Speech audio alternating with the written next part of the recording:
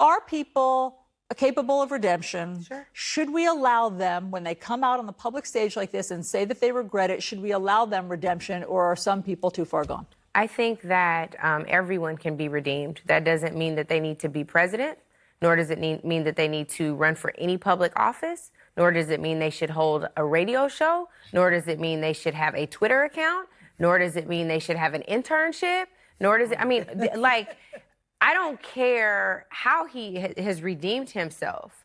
I don't think that he deserves to have a microphone, an opportunity to speak on this network or any others. He is not just inflammatory. He knows that he twists people's words and benefited from it, from whatever little thing he got from the retweet moment. I hope it was worth it. And at the end of the day, he has to sleep with the consciousness of having supported someone who he is identical to, if you look at the public record of everything he's ever said on social media, and no distinction at all. What is he going to do different? He's not bright. He's not going to do anything dynamic we don't have to say it as the president. He's not going to get there. So, like, congratulations, you scored an interview on New Day. Next. So, all right. Well, I was following up. It was in my head until great segue there, Angela. No, but one of the things that Donald Trump is causing people to go into a sense of mania.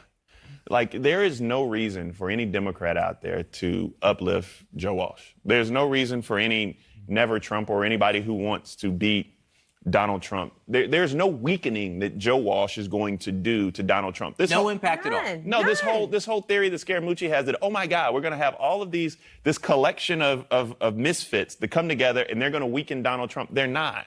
Because, like, who are you actually? Like, who are you? But they don't actually say, just to be clear, they don't actually say it's a collection of misfits. Both of them say that they have heard from people inside the White House and inside Congress that there is a groundswell of this feeling that they're not alone. They believe they are the spokespeople for this groundswell. So it's not misfits. They believe it's like a elected official. There's definitely a groundswell. But if there is, I would prefer you not trot out Joe Walsh as your captain. But here's the problem. I've said this before. As America we are now bullied into submission, and anything in some minds is better than Donald Trump. But they are now at the point where anything similar still is better than what Donald Trump is. And that's crazy. This man has talked about Stevie Wonder taking the knee. This man has talked about Barack Obama being a Muslim. We've forgotten about Pastor Jeremiah Wright, right? Remember that? He just equated on this show Native American skin. Redskin. He was saying the word Redskins. He was defending a previous tweet. Had been There's no defense about for Redskins. that. But, like, why can't? It's racial. It's racist. It's ugly. My only point is, for me personally, I can't speak for anybody else in this quartet of brilliant minds.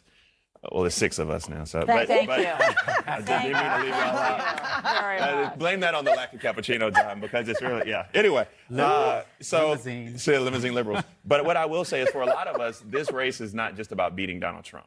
And I think people forget. No, it's not. It's about much more than that. See, I want to beat Donald Trump and everything he stands for. Right. And for me, Joe Walsh is a part of that everything he stands for. Without Donald Trump, I'm not sure Joe Walsh and all of these individuals then have a mascot that emboldens them to go out and parade their xenophobic. Can you say one thing, Mayor? Just historically, Pat Buchanan in '92 softened George H.W. Bush. Ted Kennedy in 1980 softened Jimmy Carter. Ronald Reagan softened Gerald Ford. So if you look back historically, some people point and say, hey, if a president does get primaried, it can weaken him. You don't see that? No, I don't see that. And just so that viewers know that I certainly don't believe, and I think my colleagues would agree, that there is no road to redemption. What I haven't heard from Mr. Walsh, like, how did he come to terms with his vitriol?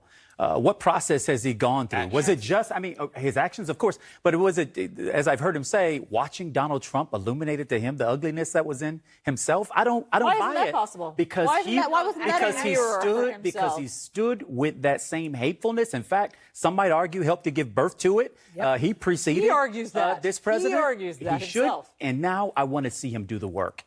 Doing the work doesn't mean running for president of the United States. I want him to have some courageous conversations that actually illuminate that there's been a growth period rather than what I am concluding to be a very self-motivated act. And I consider the same to be true for Scaramucci. And we're going to have this discussion on religion later, but I will quote Book of James, because it says faith without works is dead. So before you come up here and want me to have faith that all of a sudden you are a changed man as we're talking about redemption, then we have to see what work you put into it. But maybe he is changing. I mean, I want to believe. I mean, George Wallace was one of the. I want to believe.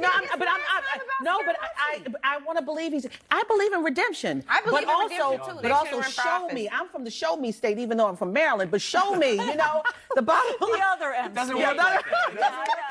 But neither does this argument. But remember, George Wallace apologized towards the end of his life. I believe that people know that they're doing wrong and they know it's wrong just to galvanize people. But at the same time, they're hurting people. I believe you're right. He needs to do the work. He doesn't need to run for president. We don't need this person has got to be a moral leader. I don't believe in redemption. Okay, because well, for me, now you do. I have to regroup because I don't believe that George Wallace could be redeemed. He hurt too many people. Give us the bottom line. When John brought up Pat Buchanan, you were going to talk about how folks could be racist and insert themselves in presidential elections. But I think our reality is simple. Joe Walsh is not different than Donald Trump, is not different from Anthony Scaramucci. And so congratulations, all of you all are narcissists, and you've had your platform and your moment. Enjoy it, this short moment of fame. Enjoy it. All right, All Stars, on that note, thank you all very much. I'm confused about redemption this morning. You can be redeemed, but don't run for president. Fair enough. Be redeemed. All right, moving on. Expressing regret, then amping up more tariff threats. Where does the president really stand on the trade war with China or economic policy for that matter? We will speak with the White House's former top